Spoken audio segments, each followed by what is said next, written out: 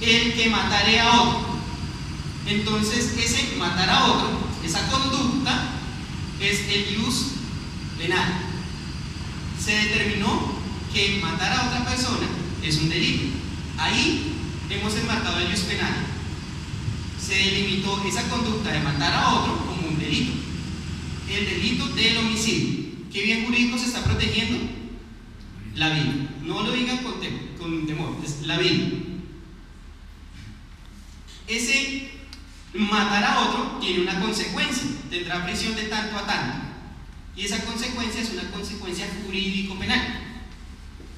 Es decir, que ahí se está aplicando el ius puniendi.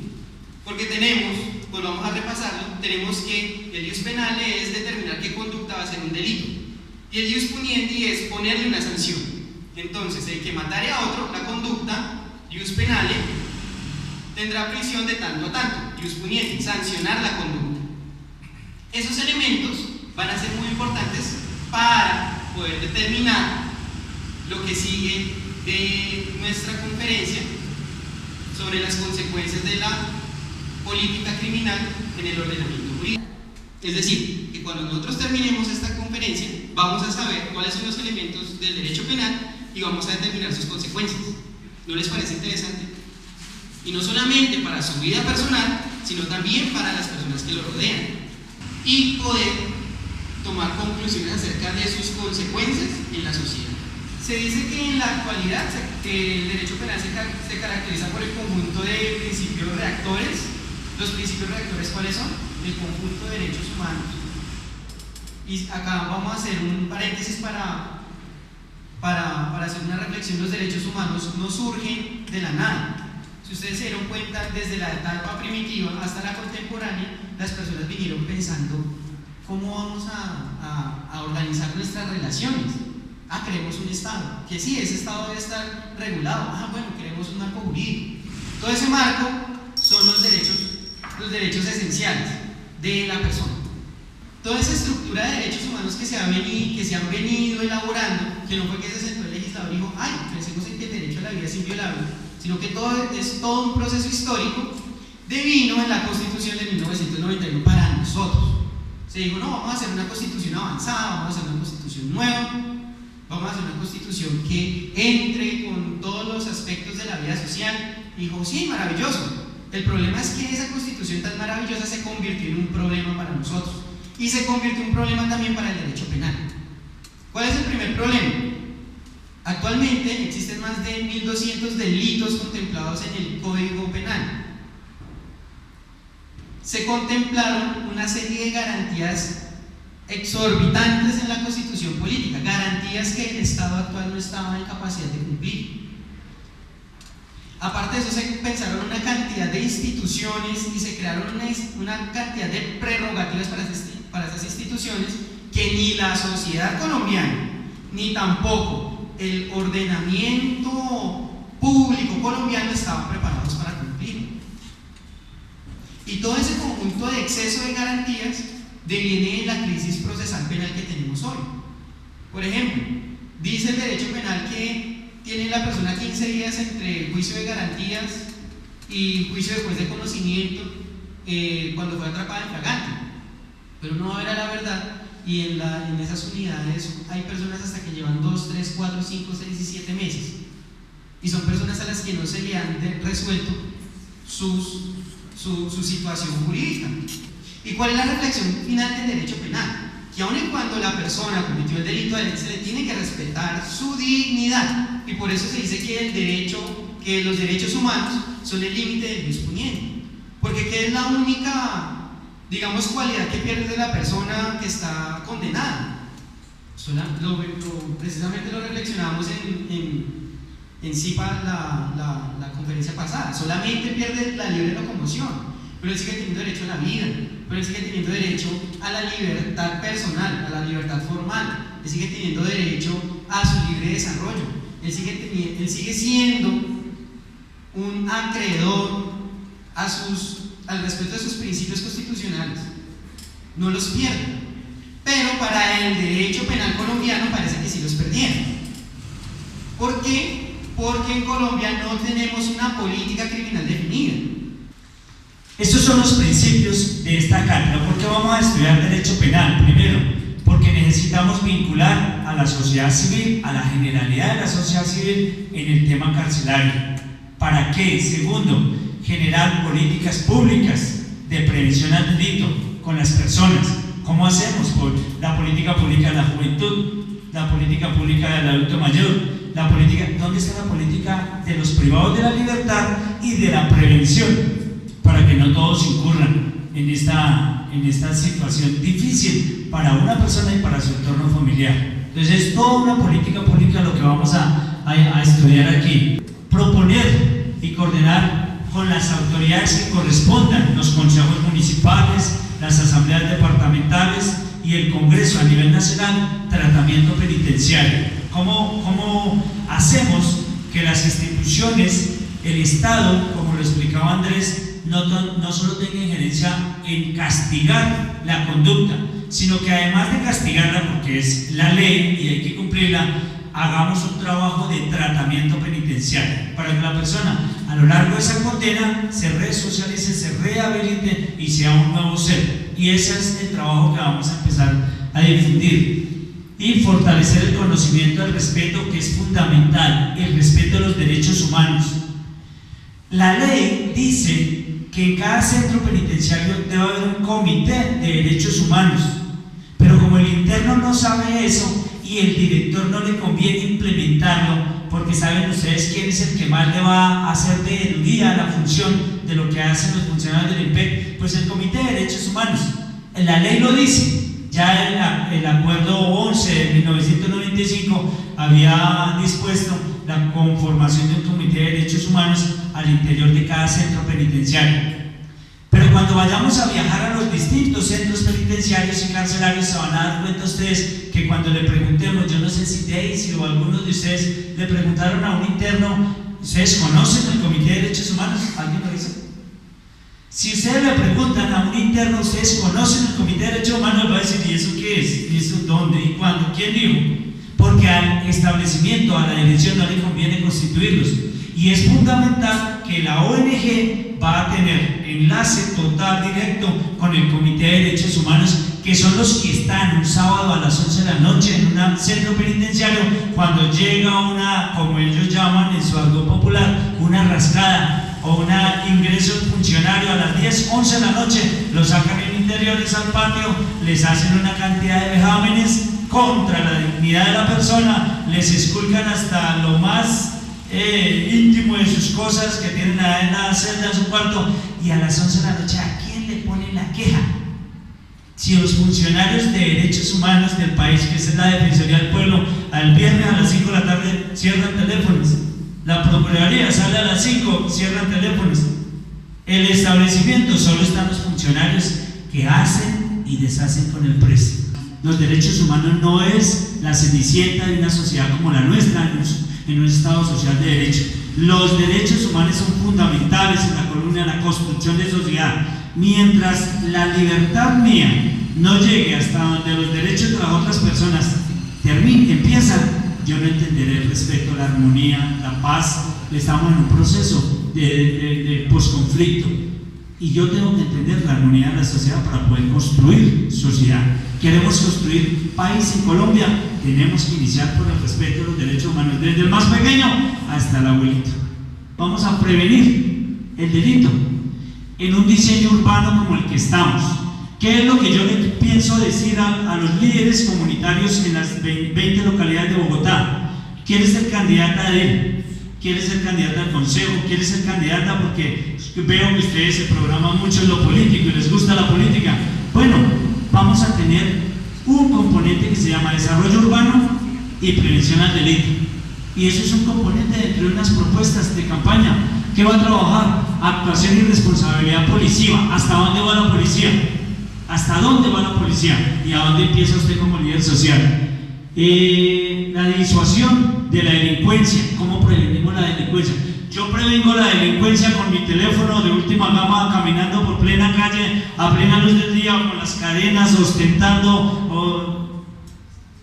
Eso no es prevención del delito, y eso es educar a la sociedad. Prevenir el delito es que a mi hija, a mi hijo, de 3 años, de 2 años, no lo puedo dejar con su tío, ni con el vecino, ni con el que primero me llegó y me dijo yo se lo cuido.